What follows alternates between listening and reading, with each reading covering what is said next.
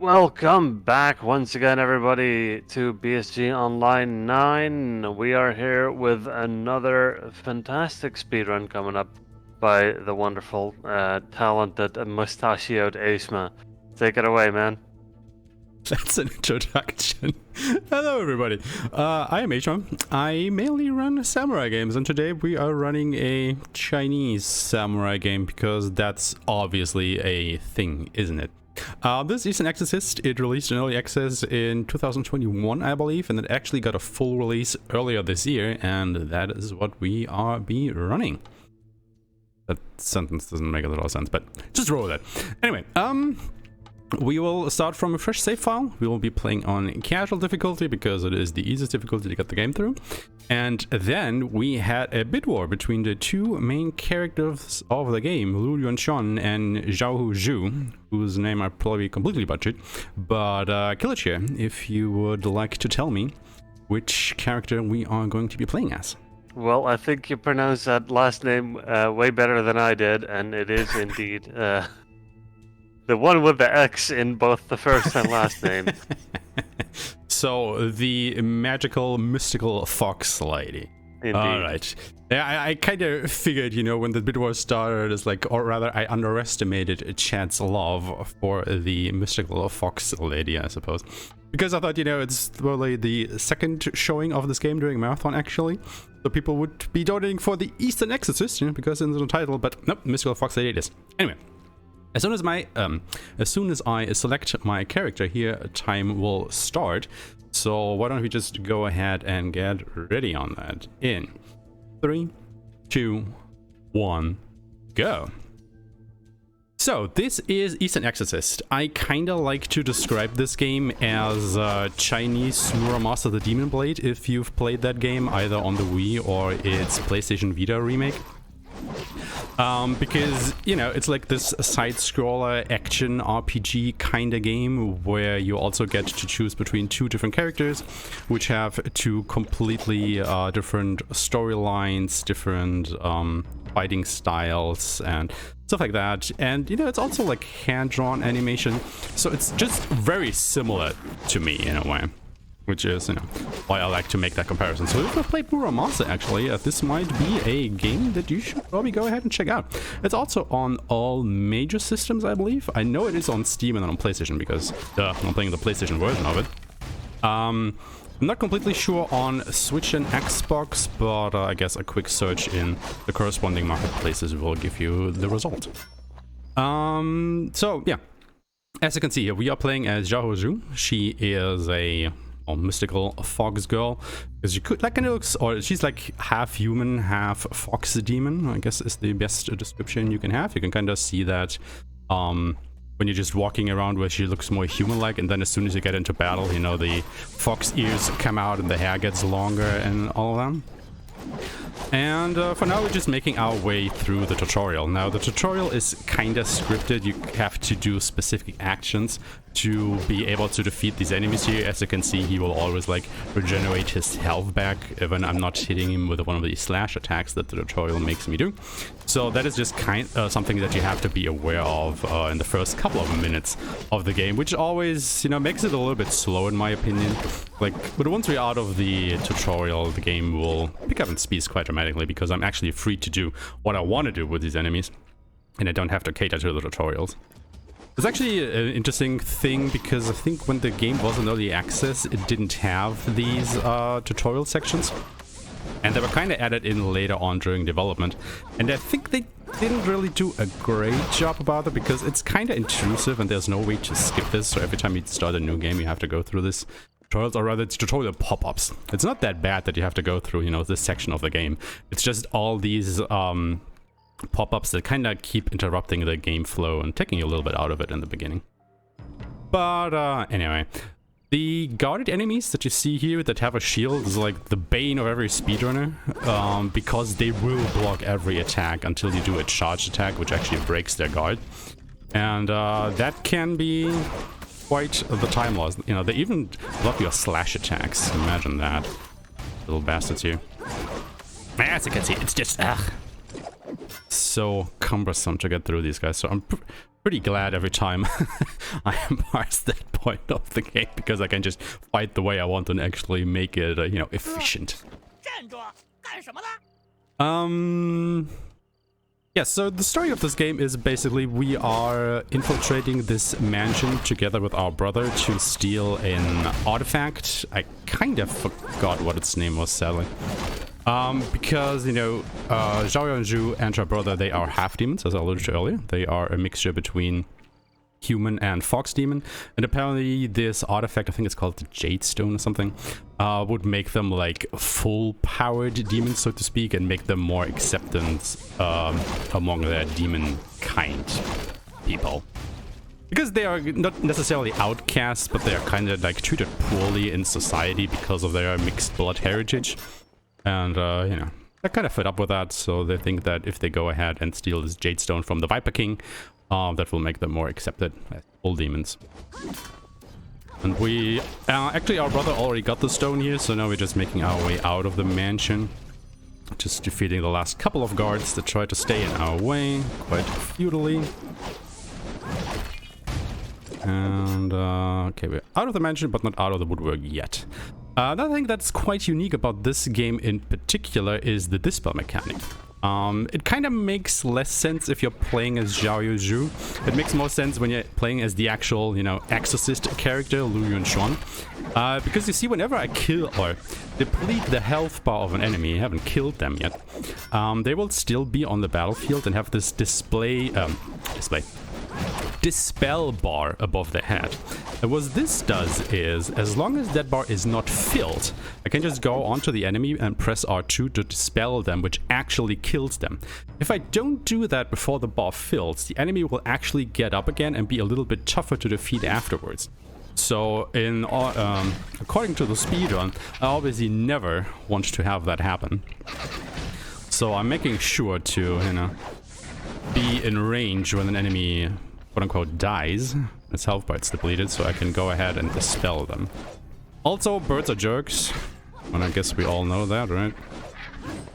Oh god. Can you please? Birds and RPG runs, right?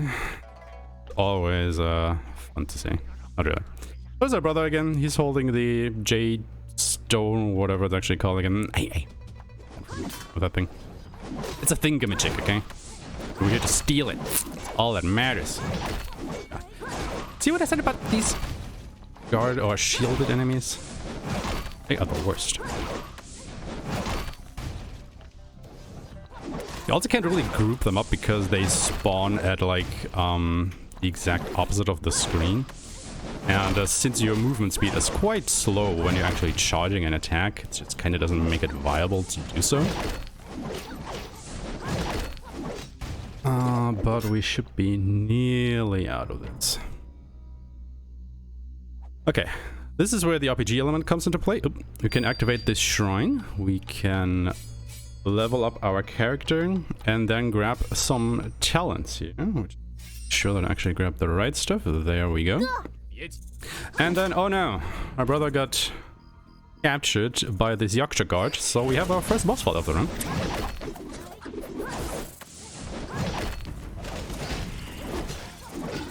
Where we are heavily abusing our downward slash attack because it does oodles of damage. Together with our slash attack. If I can make this happen. Let me just concentrate on this fight for a while, and then afterwards I will explain it. Because bosses in this game kind of work the same way. Okay, there we go. You saw, like, in the top middle of the screen, you saw two bars, like a yellowish orange bar and a blue bar. Now, the blue bar is the boss's shield. As long as the blue bar is active, as long as the shield is active, the boss will take reduced damage. And obviously, what that means is you want to deplete the shield as quickly as you can. And you can most efficiently do that with doing the slash attack. So the slash attack, you already see me do that a little while, is if you time your combo, or if you do a combo and wait after the last hit, your character will flash. And if you press the attack button again at that point, you will do what's called a slash attack. And that is a very high-powered, very damaging attack. So you always want to try and go for a slash attack. Now with Xiahou Xue, you can do a slash attack after a 2-hit combo, after this downward strike that you saw me do, or after a charged attack. So you kind of want to try and find which attack is best to use to get through the shield. And once the shield is destroyed, the boss will get stunned for a short while and take massive amounts of damage. So that is where you want to go ahead and, you know, get all of your DPS in if you can. And that is basically how most of the bosses will work for now. Like that's like the fundamentals of a game's boss fight. Here we have another tutorial. I think this was actually the tutorial they had first in the game before they programmed in the actual tutorial section that we were playing, the prologue, so to speak. However, we do not want to do the tutorial. You would get an item that gives you like a buff or an ability. Excuse me. But we don't need that for the speedrun. We just want to go through that tutorial as quickly as we can, because, you know, it would just lose way more time than it would make good if we get that item here. Now we actually got our very first exorcism art. You can think of the exorcism arts in this game as kind of like stances or magical abilities that you can get. You get most of them during the course of the main game, but some of them you can only get when you do some of the side quests. Because yes, this game actually has a couple side quests built in as well. The first one that we get is because a brother, even though it may look like he's dead because he's this ghost, it's just his spirit. You know, he's still alive. However, he's heavily weakened right now because, you know, as you saw at the end of the prologue there, the Viper King discovered us. He took the Jade Stone back, so, you know, our efforts were basically futile. However, our brother also got hit very hard and he's now near death, basically. So the rest of the story kind of revolves around trying to nurse him back to health by finding specific other spirit stones that will basically heal him. So, you know, we have his spirit traveling around with us, and we can actually summon him in battle to, you know, help us fight enemies now. Which is a nice ability to have, but it's definitely not the best one we get. More on that a little bit later. So here we're trying to make our way to the first temple to, you know, get those spirit stones to heal our brother, as I just explained. But on the way we meet this princess who is about to ship off to her marriage, and she kind of doesn't want to go there, so, you know, she's kind of having the palanquin hold and pray at a temple for, I don't know, better partner, or not having to be married, or whatever it is. And, you know, we meet her, but then we get attacked by this monster and other monsters, and things start to spiral out of control a little bit. And because Xiahou Xue and that princess girl kinda understand each other, and they are like best buds right from the get-go, we decide to help her if we can, because in this... Oh no, right. I'm getting a little bit ahead of myself, because as you saw, the palanquin riders actually, or carriers, or not riders, they kinda got scared and ran away from the rat that we so aptly defeated. Okay, I should go through here. Let me actually... My notes on forgetting anything here. Yes, so we have to look for these palanquin riders to get them back, because, you know, obviously we need our transport. Not us specifically, but, you know, the princess whose name I forgot. For that, we just have to defeat some rats. Well, there's a parry mechanic in this game as well. You probably won't see me do it, because for the speedrun specifically, it's not necessarily needed. It does allow you to instantly do a slash attack, but, you know, parry can be a little bit iffy sometimes. So I just rather opt to go for the damage, like, immediately if I can. Here we can fight... Not fight, but find the first carrier. He's... well, already dead. That was quick.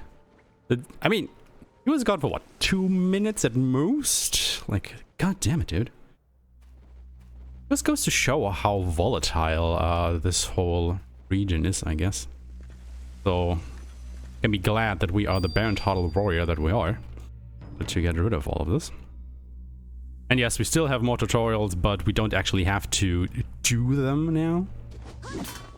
Game is just fine letting us do whatever.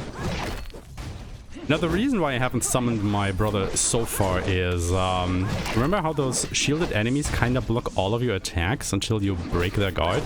Well, that holds true for him as well, and if he keeps the enemy in a stagger, so to speak, I just can't go ahead and land my charged attack to actually break their guard. So whenever I face shielded enemies, I kind of don't want to summon him, even though he would help a little bit with DPS. So I'm not going to do that. However, when enemies don't have a shield, you know, feel free to use them. You'll just float around and attack the enemies and yada yada yada. Okay, we can actually teleport back where we need to go. And this is where we basically tell them, hey, your bearers are dead, so I guess you have to walk now. But oh no! Princess Lady gets captured by a dog demon. So obviously, you know, being the self-sacrificing hero we are, you try and find them. Oh, you know, rescue her from the demon.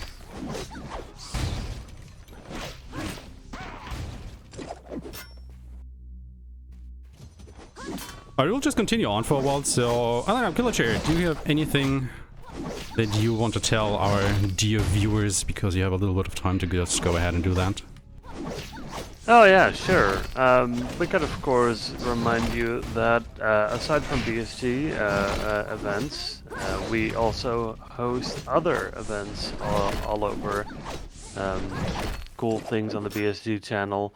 The McRae-a-thon, for instance, happens over here, and other such things. So you can check that out by following the BSG channel. And if you want to stay up to date with Twitter and Instagram stuff, then you can follow us there under the handle BSG Marathons. You can get a behind-the-scenes look at the event and stay up to date with the latest news on what's going on. Perfect, so let me just go ahead and level up a bit, because we got more soul, the spiritual essence as they're called here. We are taking a breaker, Chi circulation, and good motion. Sorry, menuing. I just want to make absolutely sure that I grab the right stuff during the menuing section, so these might go a little bit slower. Also, a fun thing about menuing in this game actually is if you're not in control of your character, like when you are in a cutscene or when you are in a menu, the in-game timer doesn't count that. So this is actually a pretty newbie-friendly speedrun, I want to say, because you know, if you don't know where to go, or if you need to check your notes for anything, you can just pause the game and the timer will actually stop. The in-game timer, that is. But we also count the leaderboards via in-game time.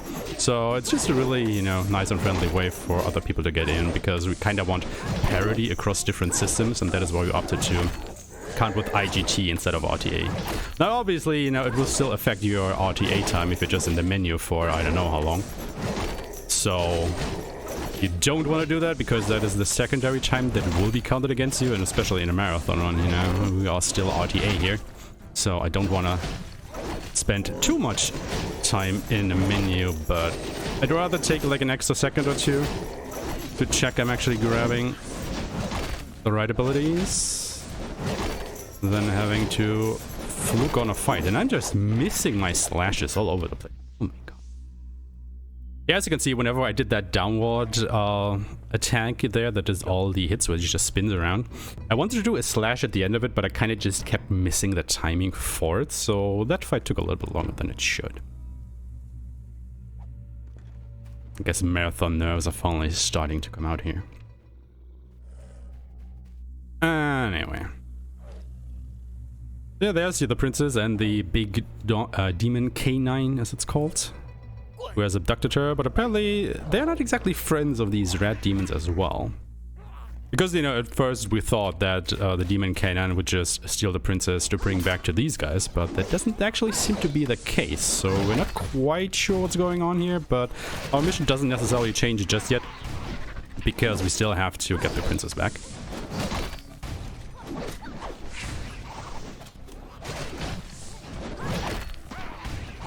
Also, a little bit earlier, you saw me not get the dispel on one of these bird enemies, and then you saw that his health bar got, like, purple, and he took a little bit more damage to kill, well, again. So that is what you actually try to avoid as much as possible. So here we have a little bit of the not necessarily a jumping puzzle, but it is a section where you have to go all the way vertical while these talismans kinda react to the demon blood in you and explode when you come near them. And as you saw there, they deal a lot of damage, so you kinda wanna take half a little bit slow there, if you can help it. There we see a bunch of dead demons and more of these talismans. Just gonna stand there and block them for a little bit.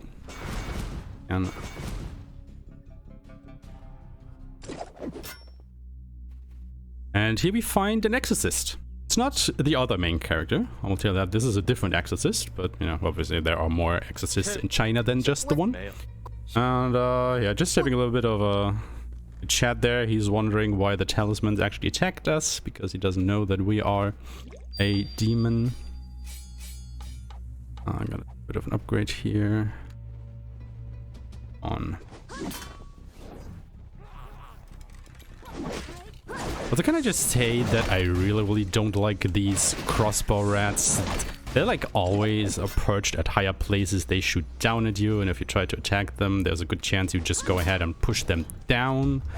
So you have to follow them around again, and it's just, I really don't like fighting them. Also, a nice little detail here is that these rats that are up top at the drums, if they hit the drums, they will actually buff all the other enemies, as you saw with this yellow aura around them. So you kinda wanna make those a priority target. And you guys are not cooperating, they are not bunching up as I had hoped. And sometimes that's just the way it is. So we're grabbing a lot of souls and different upgrade materials around the way here, because we need those to, you know, be able to level up our character. But also to grab more abilities. Okay, here we're fighting the demon canine. Finally caught up to him. Get to summon our brother.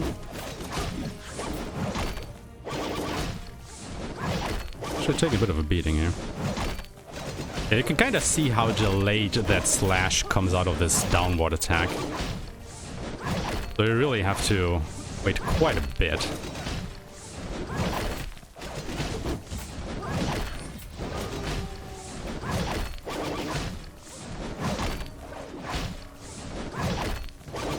Sorry, just concentrating on my timing here.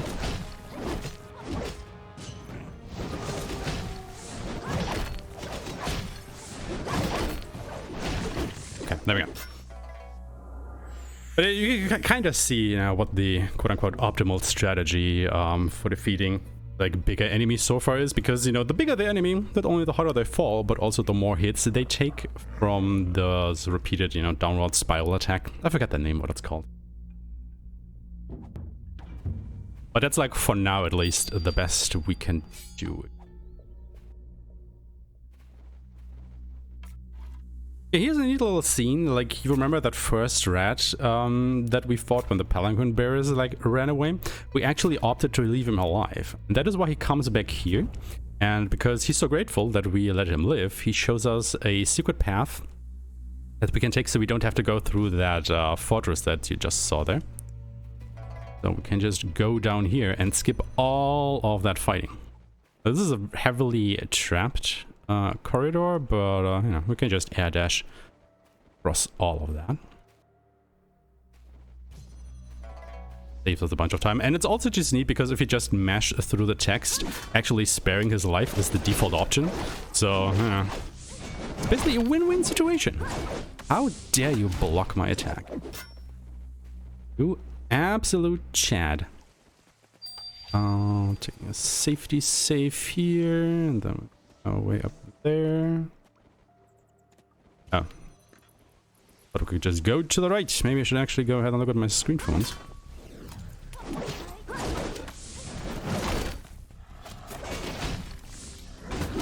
I have never seen these guys block so much in their life.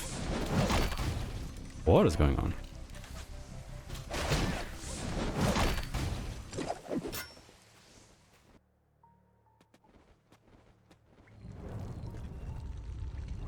Oop. Way up here. Grabbing a couple more upgrade fragments along the way. So obviously we will end them and then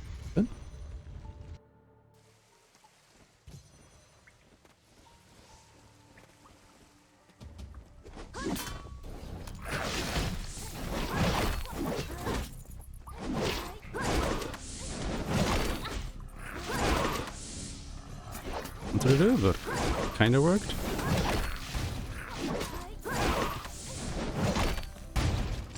Alright. Taking a little bit of a roundabout here because there is one specific upgrade material that I want to grab from back here. Spirituality Essence. This is like the rarest upgrade material, if I'm not mistaken. So there really isn't a lot of places to get these, so even though we have to take a fight for it, it's probably worth it for the abilities that we're getting out of. Check real quick. Get to grab anything? No, we could still be good. Okay, there's the Demon Cannon again with the princess. He doesn't look so happy. Because this is the dog general. And he's also trying to get the princess. So everybody's trying to get the princess. Us, the dog who actually has the princess, now this guy. We're already into another boss fight. So once again, just quickly. So with this guy, you kind of don't want to hit the shield when he's actually using it to block your attacks, because he will do a very devastating counter attack afterwards. So if you see that you hit the shield or, you know, the block like this, kind of just want to go out of the way, because that shield bash, oh my god, it does damage.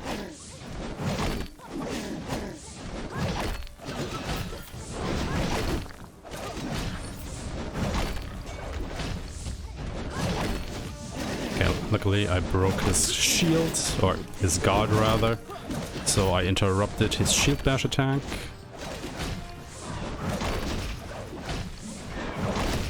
Oop.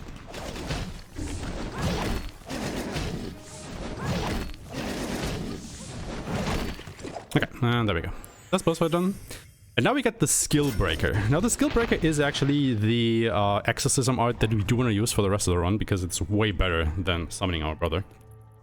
There's a lot more useful abilities to it.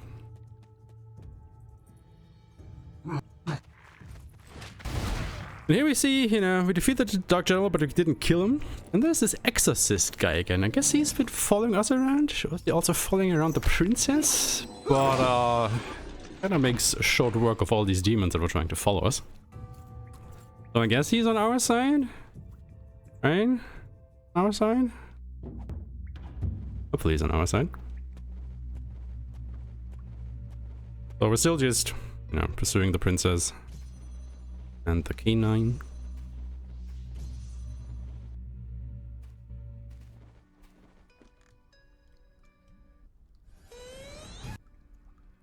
So, sure that I get the next menu correctly, otherwise not be as smoothly. So this is like this skill menu where we have all of our exorcism arts, and we want to learn the skill breaker, or rather we want to upgrade the skill breakers. So we will grab Fiery Inferno,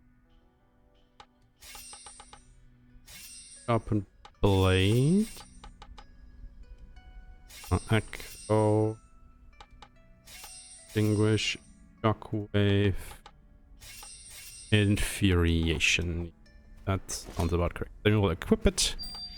Level up to 15. And we grab armor break.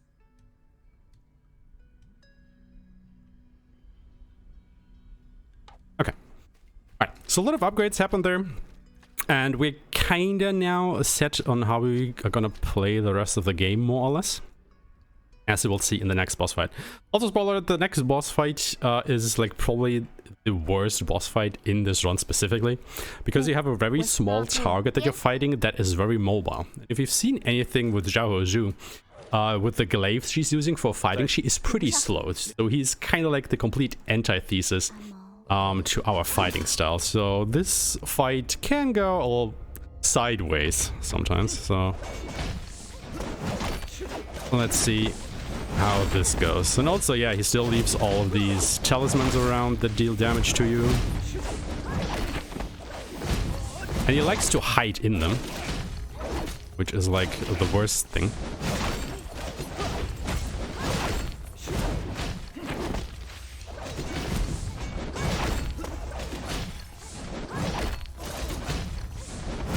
I got him nice and cornered here, so I hope I can keep him there. However, these talismans don't fill me with confidence. Rather gonna heal here.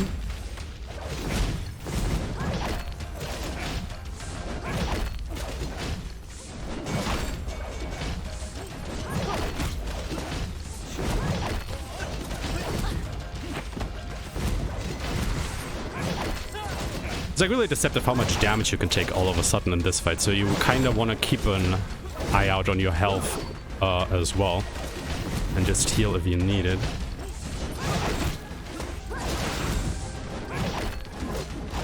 Okay, and there we go. Good. Not the best fight, but you know, we got through it without a death, and that is basically all that counts. So kind of what happened here story-wise is like that dog that abducted the princess was actually her household dog, and it became a demon because it wasn't able to protect its owner from, you know, getting dragged off to a marriage, and that is when the demonic essence basically entered it. And that is why it transformed into a demon and still tried to protect its master because, you know, it knew that that marriage wasn't going to be good for her. And at the same time, that Exorcist, you know, just did his job. You know, he was trying to defeat the demon, right? Because demon dog, not that great to have around most of the time. But, you know, the Exorcist killed the dog at the end. Princess got sad. We killed the Exorcist, so the lady can just go ahead and live her best life as through her abilities, I guess. And that's the wrap on that arc of the story. The one thing that about this game is like all the stories in it, or you know, I say all the stories, but both stories are kind of dark. Like they definitely deal with some heavy substance matter from time to time. Like I want to say it's more so in Lu Yunchuan's story as in Xiahou Xue's story, but there's still some very dark elements to the whole thing. Like a very mature story, I want to say. Which I guess kind of fits the setting. You know, this is like...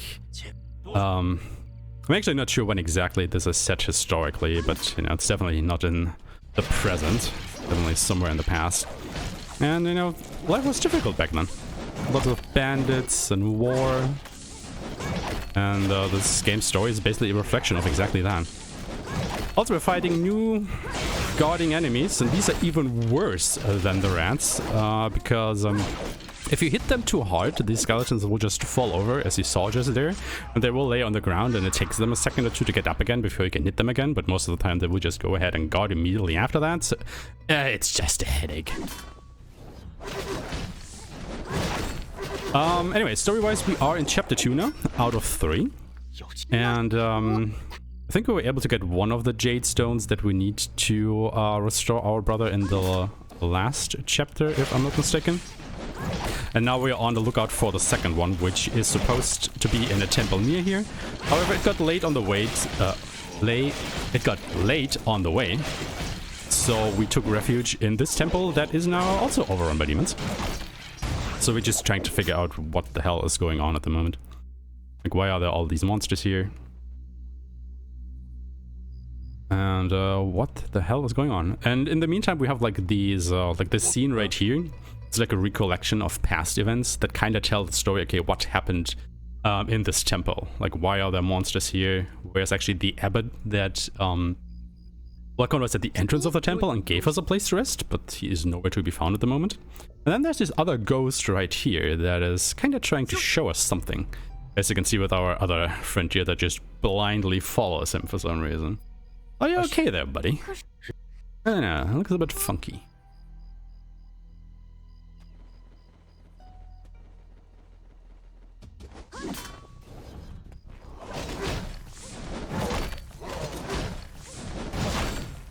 we have these guys.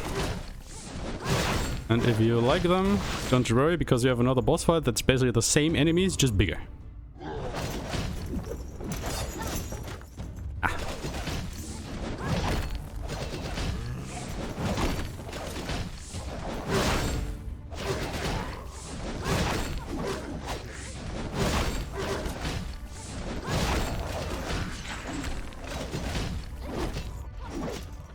If I just concentrating on the boss fight for a second.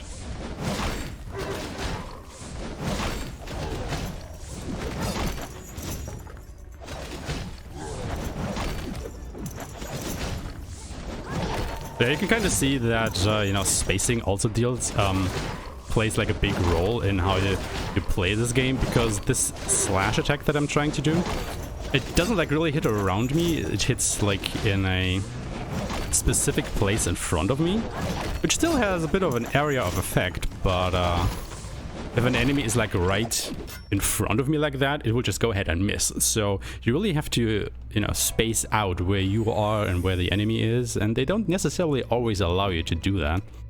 So it's a constant back and forth with your positioning here, which you have to be aware of. And now we're out of the temple, and it just straight up vanished.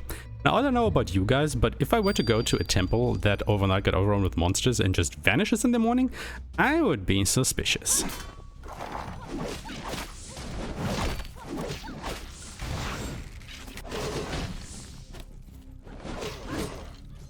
That's a fun fact, I do not remember this enemy. I am going the right way, aren't I?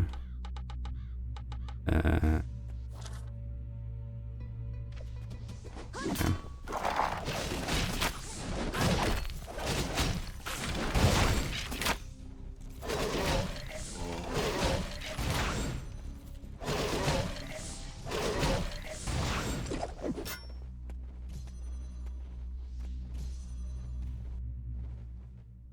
Yeah, okay. I was like, I just really did not remember the screen all of a sudden. But yeah, as long as you get these scenes along the way, you are good to go, obviously.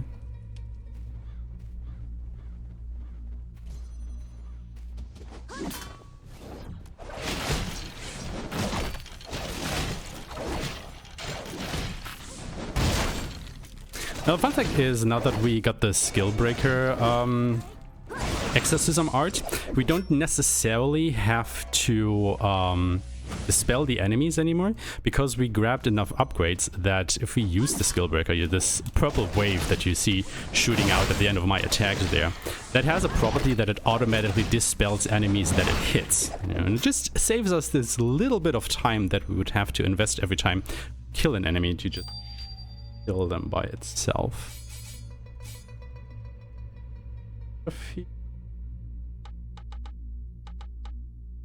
And fuck power. Oh, now I see why I didn't remember that fight, because I normally skip.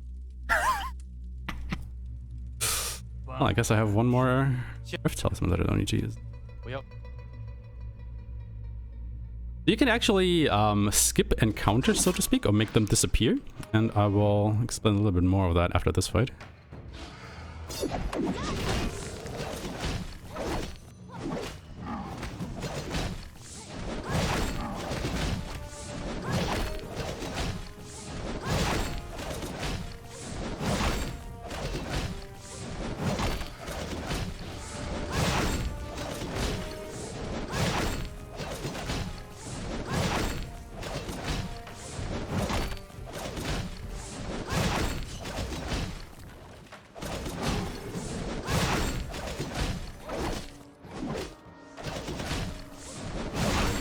So if you played Muramasa, the concept is kind of similar.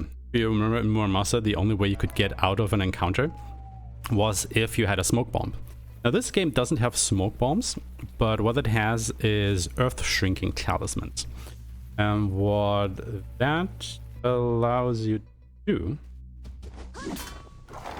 you can see it right here. I will use the earth shrinking talisman, and that will put me out of the encounter and makes it so that I can't get into another encounter for a short while. Is super good.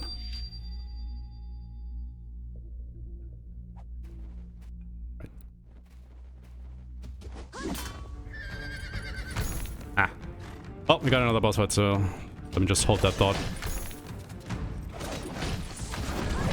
But yeah, basically, for a little while, you can't get into another encounter, which obviously, you know, saves a bit of time, or a lot of time, if you know when and where to use it.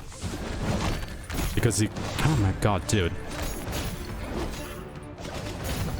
Allows you to get rid of the most time-consuming encounters. And that is why I wasn't able to remember that one enemy fight, because I hadn't done it in a long while, because I forgot to use the Earth-Shaking Talisman. That is why I got so confused. But yeah, as you see, a big enemy, just do the downward slash repeatedly. Hope that the enemy plays along and doesn't run around the whole time and charge at you with its horse. There we go. Okay, actually wanted to grab another upgrade before I did this fight.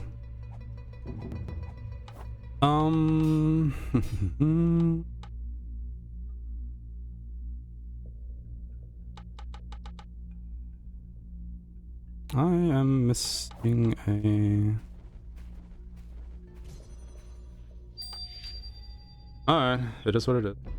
Anyway. Do we have time for a donation? Yes, go ahead. I have to look for something anyway. Because we have €5 dropped by Mies LWD saying good luck with the run, buddy. Sadly, I cannot participate in this BSG, but better luck next time. I wish all runners and volunteers an awesome time this weekend. Good luck to everyone. Cheers, Mies. Hey, Mies. Miss you, buddy. Always good to hear you. So I'm just looking for one upgrade, but I am blind as to where it is. Oh, there it is. Oh, I'm missing stuff. Okay. The neat thing is you can just combine these things into others. And there we go. Oh my god. But again, you know, the IGT was stopped during that whole process. So IGT-wise, that is not a time loss. I'm kind of okay with it, not really.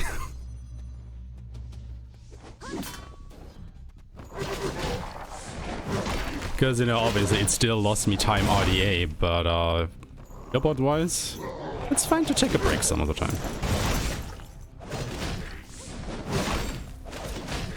So we found the temple again. Apparently it just goes ahead and, you know, teleports all around the place here, which is interesting. Has a very ghostly affinity to it. And the guard guys are back. I hate you. Because it's also the thing, you know, if you hit them with a charge attack, they will just keel over, like I said the other day. And that will also lose time. So not only can you not attack them, but if you do attack them directly, they also fall to the ground and cost you even more time. It's like damned if you do, damned if you don't.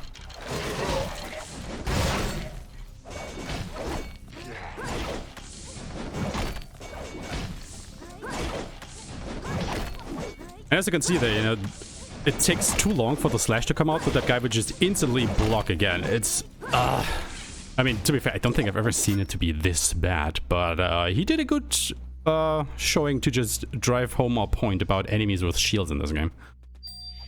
They are atrocious. They are a menace. We're fighting another boss.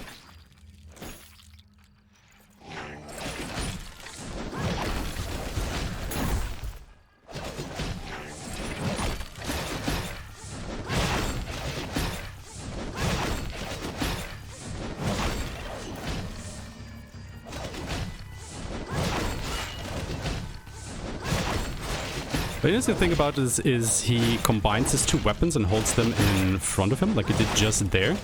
That's another like a parry stance that he has. If you then go ahead and attack that weapon, you will counter-attack with a very devastating one. So you kinda don't wanna hit his parry stance. Actually, it's that. It's okay to hit him from the back, just don't hit him from the front. Unless, you know, you like pain and stuff. You get rescued by our... He's not a priest, he's like a wandering... I don't know, like a traveler or something. I don't think it's ever elaborated on what actually his profession is. Maybe just a merchant. It just happened to be here as well. But yeah, apparently, you know, he's helping us. So we got at least, you know, one more alley to find out what the heck is going on here.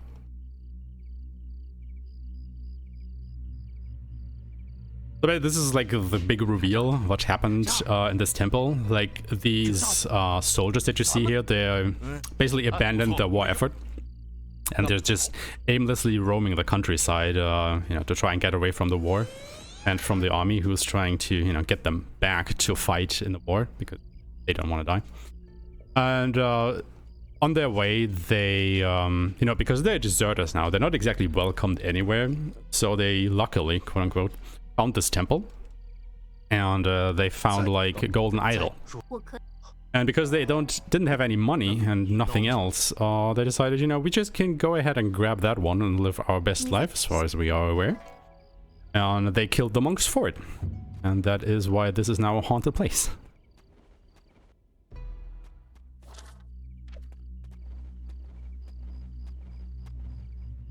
So very cheery once again.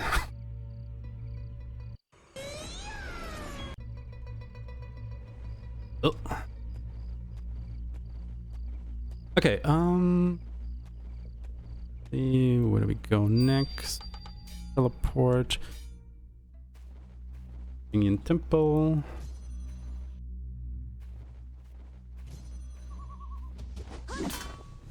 And then we use Shrinking Talisman because fight is not so great. Enemies and stuff.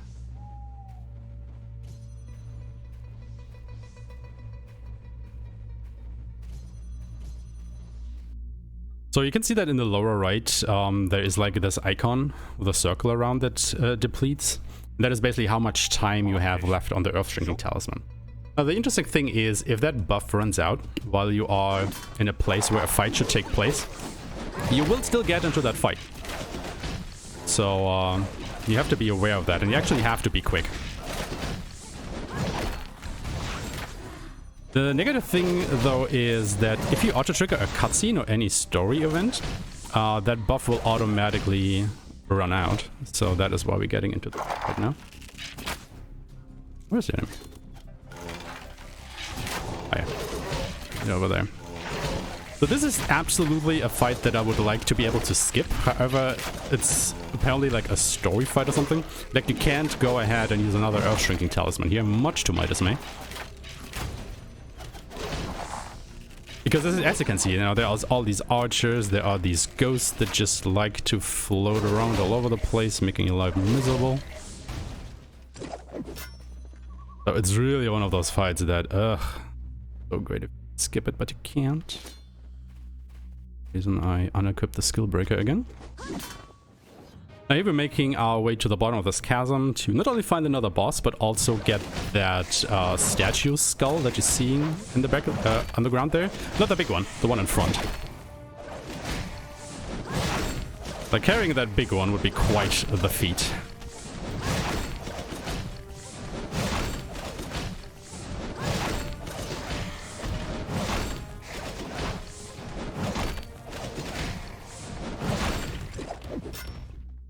So you kind of want to end this fight like in the middle of the arena, because, you know, Xiahou Xue will just go ahead and automatically pick up that skull at the end of the fight. But if you are in the middle of the arena, like obviously you will immediately pick it up and you don't have to watch the animation of her walking into the middle of the screen and picking it up. So it's just a bit of a nighttime save. I kind of finished middle-ish, I'm saying. Now we have to make our way all the way up top. Like we just went all the way down or anything.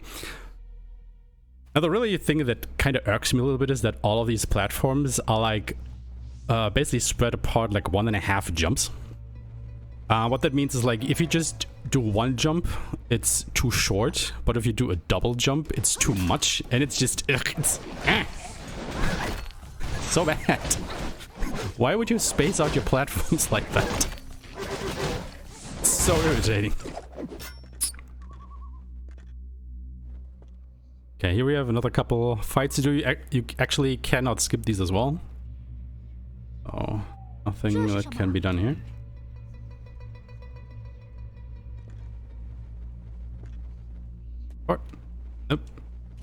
Wanna grab that stuff? Also, if you're wondering, you know, does this game take any inspiration from Dark Souls, then yes it does. Because if you die, obviously you will get set back to the last shrine you rested at. But you will also lose some of your spirit essence, you know, the counter in the lower right corner of the screen here. However, you don't lose all of it, but you will lose some of it that you cannot retrieve whatsoever.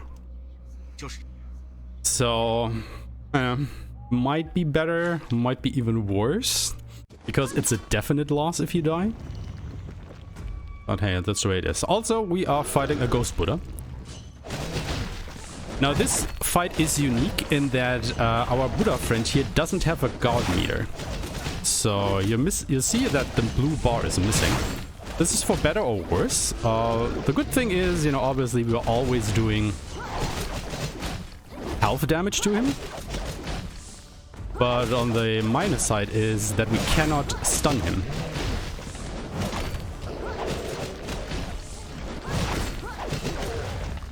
Oh god.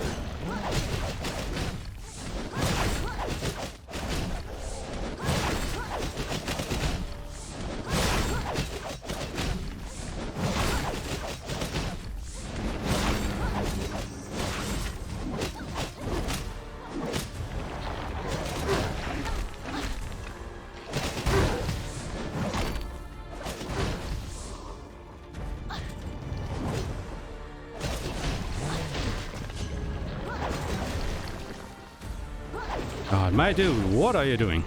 Ah.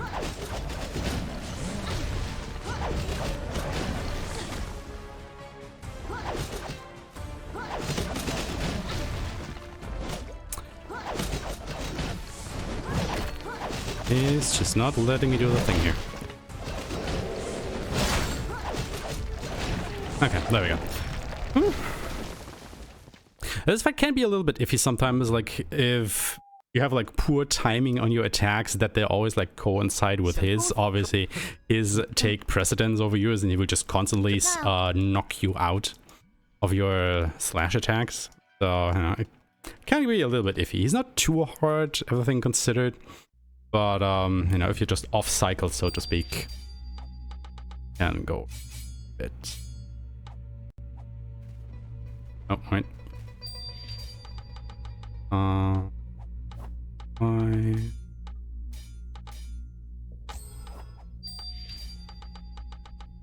Oh, strength up here. All right.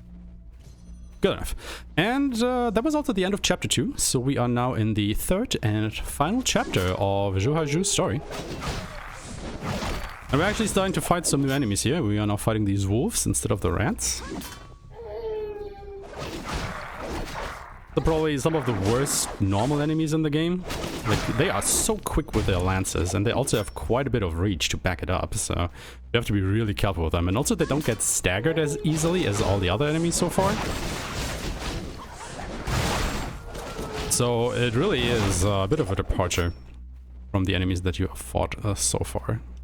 So, you know, it's quite fitting that you actually fight them in the last chapter of the game, not earlier. We're also fighting some more of the lizard, and of course they brought their puny little shields that will just lose me time.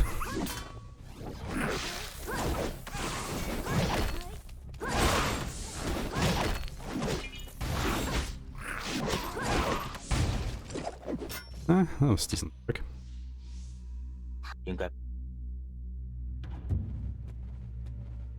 And we got another boss fight. As you can see, this game is like really just kind of like a boss rush simulator, which also makes it fun, you know. You always have like a fight that you can look forward to, and even though you kind of see me use and abuse the same kind of moves, there is just a lot of subtlety that goes into all of these boss fights, just based on their behaviors. So you can't just, you know, bum rush the whole thing, like I am doing today, apparently. But you can also just go ahead and parry their moves. This gives you like an instant parry and also breaks their guard a little bit better. But I am not feeling up to that today, so I just kind of do the old and faithful strategy, which is absolutely murderizing them without any finesse whatsoever.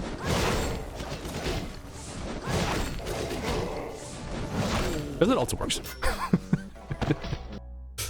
Also, if you're wondering why that guy, you know, has a bit of his hair missing, well, you would have to play Yudon Trun's story to find that out, because, you know, that is actually a thing that is intertwined between these two storylines. Like, they are mostly separate, but you get certain hints in all of the chapters, you know, that they are kinda interconnected a little bit. That's just neat to see. Also, I think I can go ahead and grab that other, yes, ability that I was missing earlier to have.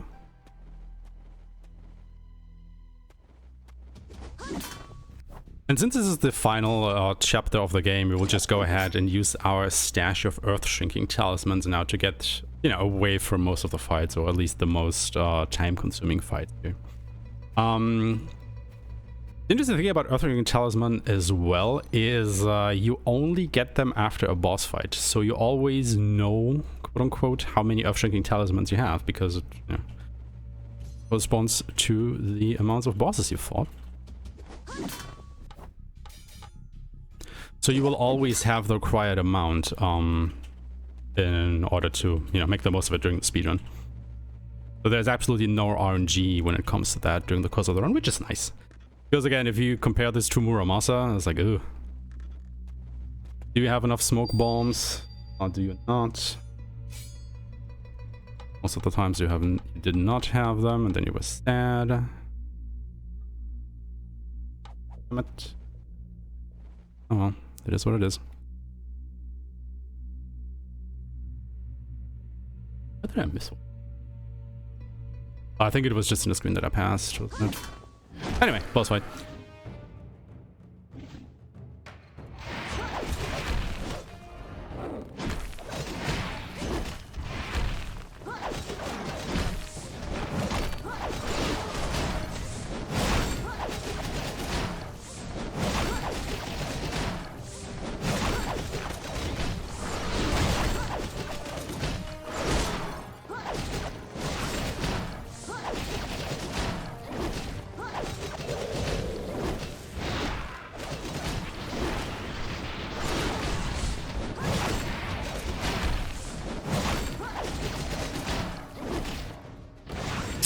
Missed a couple slashes there, which is sad, but...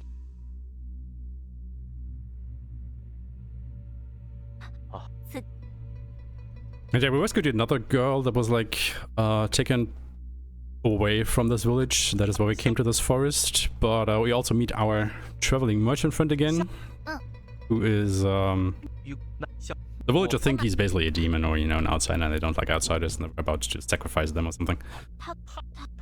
But luckily we just came in the nick of time to intervene there. Also brought back the girl, so, you know. And then in the favor of the villagers, just teleporting back to where we came from. And continue on, because we're done here. Oh, right. Oh, you have to jump here.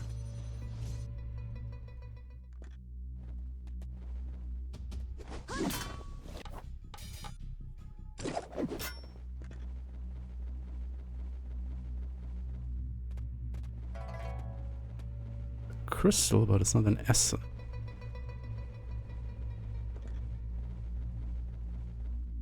Yeah, it'll be fun.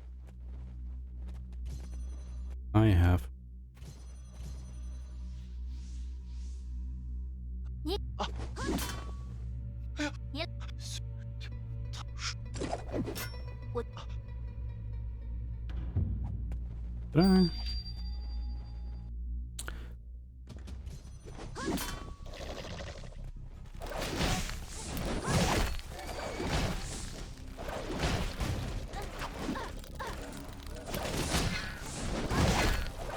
These spiders can be a little of a problem because they have a dodge roll like that.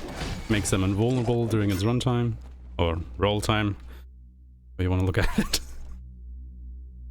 Which basically means that they can lose a bunch of time. Then we'll Blood Wizard, another boss fight. This trusty fish, I don't know, that fish always reminds me of something, but I don't remember what specific. But I think there's like a boss in another game that kind of looks similar. Oh my god, dude. Chill. But yeah, we have another big flying enemy, so guess you all know at this point what that means.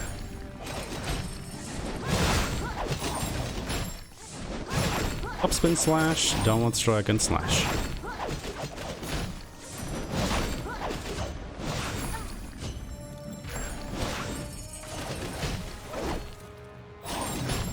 I always find it interesting, you know, that the main game mechanic, the slash, is just called the slash.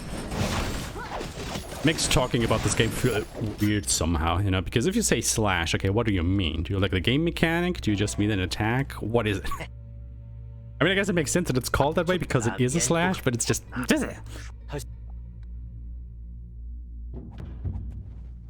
Anyway, we're making our way to the Blood Drop Cave, which is basically we're getting close to the end of the run. Actually, there are like 3 more bosses to go through, I think, and as you can see, those go by pretty quickly.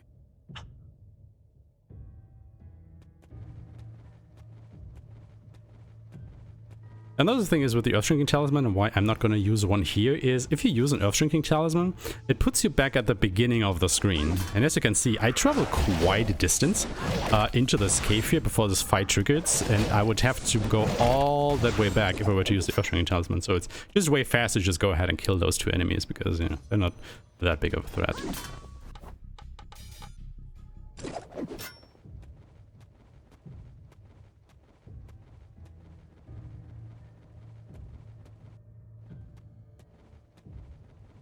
Quite quickly through the cave here.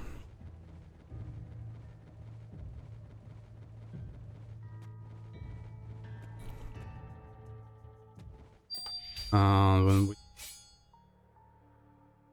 8, that's all that I can do. Now we're fighting the Blood Demon. So we had the Blood Wing, the Blood Wizard. Now we have the Blood Demon. It's all very bloody around here. And you can see the guy in the background there, that is Elder Wu, I think it's called. And he's basically the guy that we need to heal our brother. So we first have to go through this demon. However, he can be a bit of a tricky one. Because of these lightning attacks. So I was dumb enough to hit his parry stance. I did it again.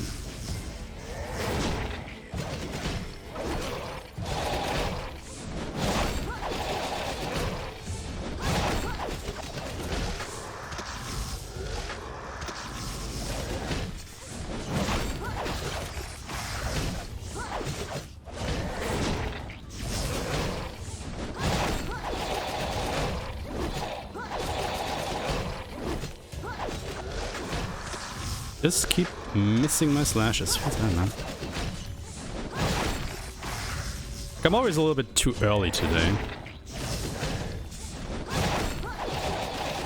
To learn to be a little bit more patient. Anyway, that was a Blood Demon. That was not the final boss just yet.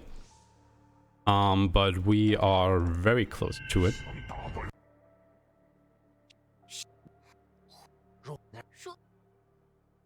So yeah, we got saved again by our traveling merchant friend, and he's basically been banished to the spirit realm. And that is where we have to go to rescue him.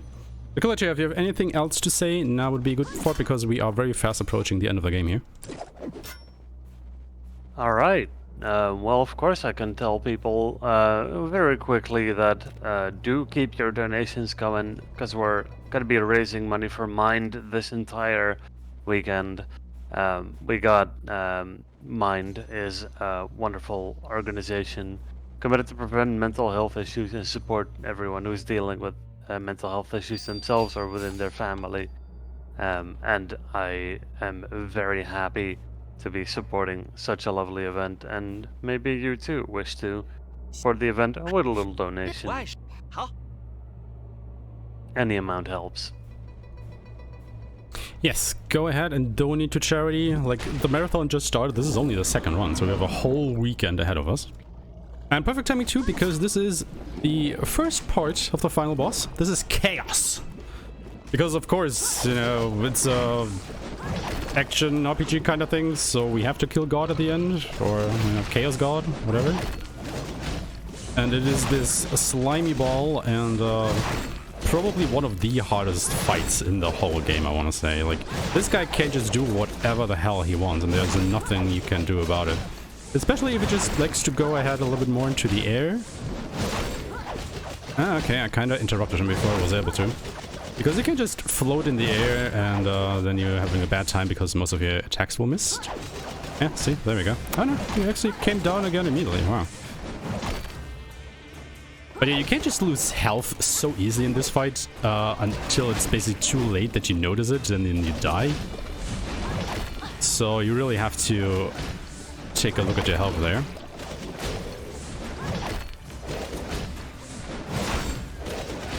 Okay, that was the first fight. Time is coming up after the next boss fight, so as soon as I deal the final hit and the boss UI in the top middle disappears, that will be time. So I will try to call it out, but I will probably fail at it. But basically, as soon as you see the health bars disappear, that is when time will be called. So get ready on that. So yeah, this is phase 2 of Chaos. He is now the 9-tailed fox, but I don't think it actually has 9 tails. I think it's like 4 or 5. But I guess you probably have seen this monster before in various other media, so you're probably kind of aware what this is. Hate that black hole attack. Deals so much damage.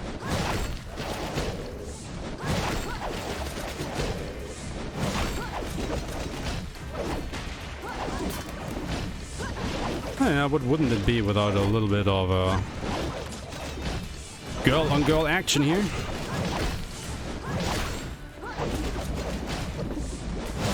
Okay, knocked him out of that phase. Time is coming up. And time. Whew. And yeah, that was the run.